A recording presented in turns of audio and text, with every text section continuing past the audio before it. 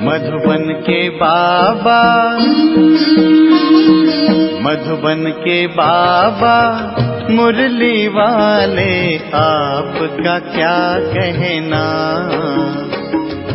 आपका क्या कहना। ओम शांति। 10 मार्च 2023 के महावाक्य। बाबा कहते, मीठे लाडले बच्चे, तुम्हारी है रूहानी याद की यात्रा। तुम्हें शरीर को कोई तकलीफ नहीं देनी है। चलते फिरते, उठते बैठते बुद्धि से बाप को याद करो। तुम्हारी है रूहानी याद की यात्रा। तुम्हें शरीर को कोई तकलीफ नहीं देनी है। चलते फिरते, उठते बैठते बुद्धि से बाप को याद करो। प्रश्न, सदा खुशी किन बच्चों को रहती है?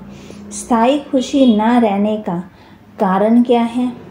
उत्तर, जो पुरानी दुनिया, पुराने शरीर से ममता तोड़ बाप और वर्षे को याद करते हैं, उन्हें ही स्थायी खुशी रहती है। जिनकी याद की यात्रा में माया के तूफान आते हैं, अवस्था ठंडी हो जाती है, उनकी खुशी स्थायी नहीं रहती।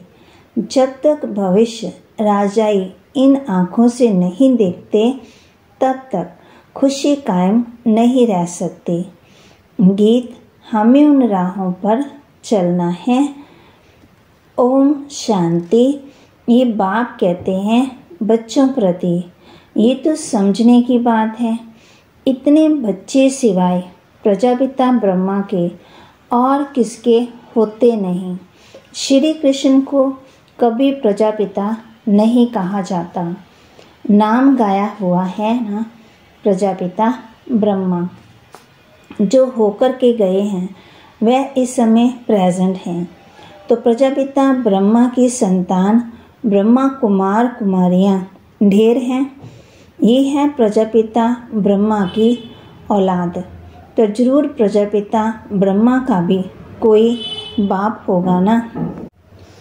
बच्चे जानते हैं हमारा दादा परमपिता परमात्मा शिव हैं। वे अब नई दुनिया रच रहे हैं, अर्थात पुरानी दुनिया को नई दुनिया बना रहे हैं। इस पुरानी दुनिया में ये तन भी पुराने हैं। नई दुनिया में सतो प्रधान नए तन होते हैं। वे कैसे होते हैं? देखो इन लक्ष्मी नारायण को, ये है नई दुनिया के नए तन। इन्हों की महिमा भारतवासी जानते हैं। ये स्वर्ग नई दुनिया, नए विश्व के मालिक हैं। नई दुनिया जो थी वह अब पुरानी है।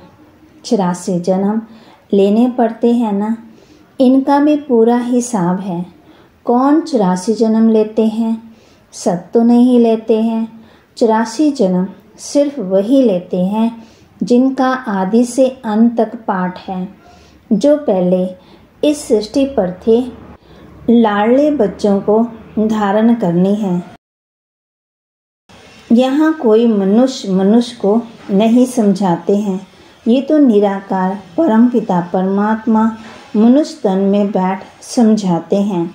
बलिहारी उनकी है, वह नहीं समझाते तो हम कुछ भी नहीं जानते। हम तो बिल्कुल तुच्छ बुद्धि थे। अभी रचयिता और रचना के आदि मध्य अंत को जाना है। Who is who. इस बेहद ड्रामा में सबसे मुख्य पाठधारी कौन कौन है? ये अविनाशी बना बनाया ड्रामा है। गाते भी हैं कि बनी बनाई बन रही।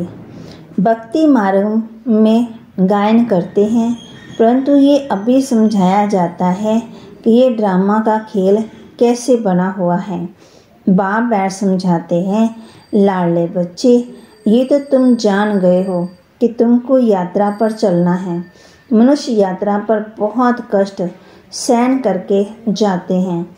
अभी तो एरोप्लेन, ट्रेन आदि बहुत सहज निकलती हैं। आगे तो मनुष्य पैदल यात्रा पर जाते थे।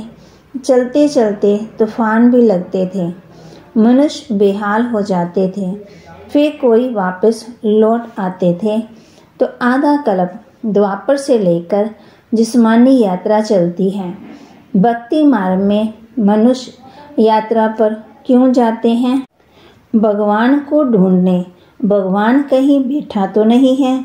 भगवान के जड़ चित्र पूजे जाते हैं। जो होकर जाते हैं उनके जड़ चित्र बनाते हैं। चेतन में तो भगवान मिल न सके। शिवलिंग आदि ये सब जड़ चित्र हैं। जड़ चित्रों को देखने के लिए यात्रा करते हैं। ये एक भक्ति मार्ग की रस्म है। जानते हैं, परंतु कोई की भी बायोग्राफी को नहीं जानते कि ये कौन है, कब आए थे। शिव जयंती मनाई जाती है, परंतु उनको भी जानते नहीं हैं। आजकल तो इस उत्सव को भी उड़ा दिया है, क्योंकि इनका नाम रूप आदि प्राय लोप होना ही है। अभी तुम जानते हो, ऊंचे से ऊंच ज्ञान का सागर, सुख का सागर, सागर से अभी हमको ज्ञान मिल रहा है। वही बेहद का बाप अभी प्रैक्टिकल में है। अमरनाथ भी शिव बाबा है ना, दिखाते हैं बर्फ का लिंग बन जाता है। मनुष्यों को ठगने के लिए कितने गपोड़े लगाए। तो उस जिस्मानी यात्रा पर तकलीफ बहुत होती है। ये है रूहानी यात्रा। इसमें शरीर की कोई तकलीफ नहीं होती है। तुम बच्चे समझते हो हम बेहद के बाप के बच्चे हैं। भक्ति मार्ग में जन्म जन्मांतर याद करते आए। तुम बच्चे समझते हो हम बेहद के बाप के बच्चे हैं। जब भक्ति मार्ग में जन्म जन्मांतर याद करते आए। अब स्मृति आई है। बाप कहते हैं तुम 23 जन्म ढूंढते ढूंढते उतरते गए। पहले एकदम कड़ी नोदा भक्ति करते थे, फिर भी दुनिया को तमो प्रधान तो जरूर होना है। झाड़ वृद्धि को पाता है जरूर। एक भी मनुष्य वापस मेरे पास आ ही नहीं सकते। नाटक में सबको अपना पार्ट बजाना है। सतो रजो तमो में आना है। नंबर 1 का ही मिसाल लो। नंबर 1 लक्ष्मी नारायण सतो प्रधान थे, अब तमो प्रधान हैं, जिसमें ही फिर शिव बाबा ने प्रवेश किया, क्योंकि इनको ही फिर नंबर 1 बनना है। फिर प्लस में दिमाग को रखते माताओं को लिफ्ट देनी होती है ना। पहले लक्ष्मी ना फिर नारायण। माताओं का नाम ऊंचा किया जाता है। माता सदा पतिव्रता होती हैं। पुरुष कभी पत्नीव्रता नहीं होते। बंदे मातरम कहा जाता है। इस समय तुम बाप के बने हो तो तुम जानते जाते हो ब्रह्मा कुमार कुमारी। माता गुरु बिगड़ किसी का कभी किसी का उद्धार होता ही नहीं। गुरु तो बहुत ढेर के ढेर हैं, फिर भी कलयुग घोर अंधियारा हो गया। कितने गुरु गोसाई हैं, कहाँ कहाँ हरिद्वार आदि में उन्हों के मंदिर बने हुए हैं। नहीं तो वास्तव में मंदिर उनको कहा जाता है जिसमें देवताएं होते हैं। सन्यासी लोगों का कभी मंदिर नहीं होता है। मंदिरों में तो देवता ही रहते हैं, क्योंकि उन्हों की आत्मा और शरीर दोनों पवित्र हैं। इन महात्माओं की बल आत्मा पवित्र है, परंतु शरीर पवित्र मिल नहीं सकता, क्योंकि तत्व भी तमो प्रधान है। अभी तुम देवता बन रहे हो।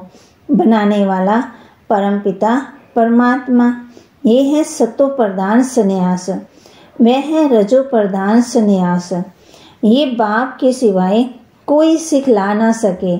तो बाबा ने समझाया है कि वह है जिस्मानी यात्रा, ये है रूहानी यात्रा। इसमें कर्म इंद्रियों का कोई काम नहीं, कुछ भी तकलीफ की बात नहीं, बहुत सहज है।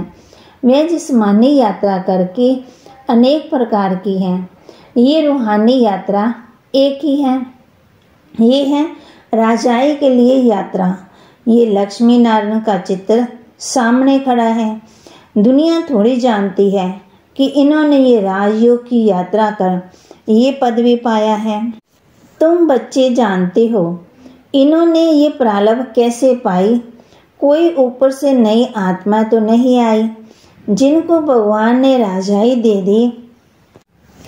नहीं, इन्हों को पुराने से नया बनाया हुआ है।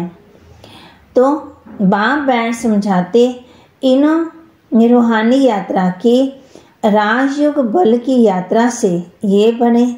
बाप राजयोग और ज्ञान सिखलाने आते हैं। तो अब तुम्हारी रूहानी यात्रा चल रही है। तुम बैठे हुए अथवा चलते फिरते उठते बैठते यात्रा पर हो। तुम सिर्फ बुद्धि से बाप को याद करते हो। याद से ही डोरी पहनते हैं और तुम्हारे भी कर्म विनाश होते हैं। जितना जल्दी भी कर्म विनाश होंगे उतना जल्दी बाप के गले का हार बनेंगे। तुम अब वे 4 धाम आदि नहीं करते हो। वे सब भक्ति मार्ग के जिस्मानी तीर्थ पर जाए, वहां से फिर लौट आकर के घर में विकर्मी बनते। जितना समय यात्रा पर रहते उतना समय निर्विकारी रहते। आजकल तो हरिद्वार में जाकर देखो, पंडे लोग बड़े गंदे रहते हैं। लोग यात्रा पर जाते हैं तो पवित्र रहते हैं और वहाँ के रहवासी पंडे लोग अपवित्र रहते हैं। तुम्हारी यात्रा कितनी सोच है, कुछ भी धक्का आदि नहीं खाना है। बाबा कहते लाडले बच्चे उठते बैठते चलते फिरते सिर्फ मुझे याद करो। ये आत्मा से बात कर रहे हैं। आत्मा इन कर्म इंद्रियों द्वारा सुनती है। आत्मा मुख से बोलती है, आँखों से देखती है। आत्माएं इन आँखों से दिखाई नहीं पड़ती, ना परमात्मा दिखाई पड़ता है। दोनों को दिव्य दृष्टि बिगर देखा नहीं जा सकता। समझा जाता है तब कहते हैं हमारे में आत्मा है, हमारी आत्मा दुखी है, हमारी आत्मा एक शरीर छोड़ दूसरा जाकर लेती है। आत्मा बोलती है ना, परमात्मा भी आत्मा से बात करते हैं। हे लाडले बच्चे, आत्माएं अब तुमको मेरे पास आना है। मैं तुमको रूहानी यात्रा सिखलाता हूँ। तुम पवित्र बनने सिवाय मेरे पास आ ही नहीं सकते। आत्मा पवित्र है। पहले पहले आत्मा सतो प्रधान है, फिर सतो रजो तमो गुणी होती है। शरीर भी सतो रजो तमो होता है। सतो प्रधान को गोरा, तमो प्रधान को सांवरा कहा जाता है। कितनी समझ की बात है। तुम जानते हो आत्मा और परमात्मा अलग रहे बहुकाल, अब आकर के मिले हैं। मनुष्य मनुष्य के साथ मिलेंगे ना, आत्मा आत्मा के साथ मिलेगी, परमात्मा भी वहाँ मिलेंगे। आत्मा और परमात्मा दोनों का शास्त्रकार दिव्य दृष्टि से होता है, क्योंकि वह अति सूक्ष्म स्टार है। अब कोई भी साइंस घमंडी नहीं जो कह सके कि आत्मा की प्रवेशता कैसे होती है। इन बातों का उनको बिल्कुल पता ही नहीं है। मोस्ट बिलीव्ड बाप है। भक्ति मार्ग में आधा कल्प भक्त भगवान को याद करते हैं। ऐसे नहीं कि सब भगवान है। सब भगवान हो तो भक्त आराधना वंदना साधना क्यों करते, किस लिए करते? सभी मुक्ति जीवन मुक्ति चाहते हैं, क्योंकि यहाँ दुखी हैं, चाहते हैं शांति हो। परंतु बेचारों को ये पता ही नहीं कि शांति धाम किसको कहा जाता है, मुक्ति कहा जाता है। ये भी नहीं जानते, कहने मात्र सिर्फ कह देते हैं कि पार निर्वाण गया, जानते तो कोई भी नहीं है। अब तुम बच्चे यात्रा पर हो। बाप कहते हैं बच्चे संभल संभल कर चलना है, तूफान तो बहुत आएंगे। तुम याद करने की कोशिश करेंगे, माया बुद्धि योग तोड़ देगी। फिर वह अवस्था ठंडी हो जाती है, खुशी का पारा हट जाता है। नहीं तो खुशी का पारा स्थायी रहना चाहिए। इन आँखों से वह राजाई देखते हैं तो खुशी कायम रहती है। यहाँ तुम बुद्धि योग से जानते हो कि राजाई मिलती है। राजाई के लिए हम पढ़ रहे हैं, इन आँखों से नहीं देखते हो, इसलिए माया घड़ी घड़ी बुला देती है। बाबा कहते गृहस्थवार में रहते हुए कमल फूल समान रहो। पुरानी दुनिया, पुराने शरीर, सबसे ममता तोड़ते जाओ। एक बाप को याद करो। पहले तुमको बाप के पास जाना है, फिर नई दुनिया में आना है। बाप और वर्षे को याद करो। फिर जब हम यहाँ आएंगे तो वह होगी प्रारब्ध, उसको याद नहीं करेंगे। अभी हम पुरुषार्थ करते हैं भविष्य प्रारब्ध पाने के लिए। यहाँ मनुष्य पुरुषार्थ करते हैं यहाँ की आजीविका के लिए, मनन खाने पीने के लिए। हम भविष्य की आजीविका के लिए पुरुषार्थ करते, गृहस्थवार में रहते। फिर ये कोर्स उठाना भी है, नॉलेज को धारण करना है। फिर तुमको पुरुषार्थ नहीं करना होगा। वहाँ तुम पुरुषार्थ नहीं करते हो, प्रारब्ध भोगते हो। वहाँ तुम पुरुषार्थ नहीं करते, प्रारब्ध भोगते हो। तुम जानते हो हम भविष्य बनाते हैं, वहाँ प्रारब्ध भोगेंगे। वहाँ याद नहीं रहती कि हम प्रारब्ध भोगते हैं। फिर तो पुरुषार्थ भी याद पड़े। पुरुषार्थ और प्रारब्ध दोनों ही भूल जाते हैं। प्रारब्ध भोगते रहते, पास्ट का पता नहीं। अभी तुम पास्ट, प्रेजेंट, फ्यूचर को जानते हो। और कोई मनुष्य नहीं जो पास्ट, प्रेजेंट और फ्यूचर को जानते हो। इसको कहा जाता है त्रिकालदर्शी। बाबा ने रूहानी यात्रा और जिस्मानी यात्रा का कंट्रास्ट भी अच्छी रीति समझाया है। जिस्मानी यात्रा जन्म जन्मांतर करते आए, ये है रूहानी यात्रा एक जन्म की। स्वर्ग में जाएंगे, फिर लौटकर इस मृत्यु लोक में आना नहीं है। अच्छा, मीठे मीठे सिकिलदे सुदर्शन चक्रधारी बच्चों प्रति माता पिता बाप दादा का याद प्यार और गुड मॉर्निंग। रूहानी बाप की रूहानी बच्चों को नमस्ते। रूहानी बच्चों की रूहानी बाप दादा को दिलवा जान सिकवा प्रेम से नमस्ते। ओम शांति, ओम शांति। धारणा के लिए मुख्य सार: सत्व प्रधान संन्यास से आत्मा शरीर दोनों को पवित्र बनाना है। पुरानी दुनिया और पुराने शरीर से ममत्व तोड़ देना है। त्रिकालदर्शी बन पास्ट, प्रेजेंट, फ्यूचर को बुद्धि में रख पुरुषार्थ करना है।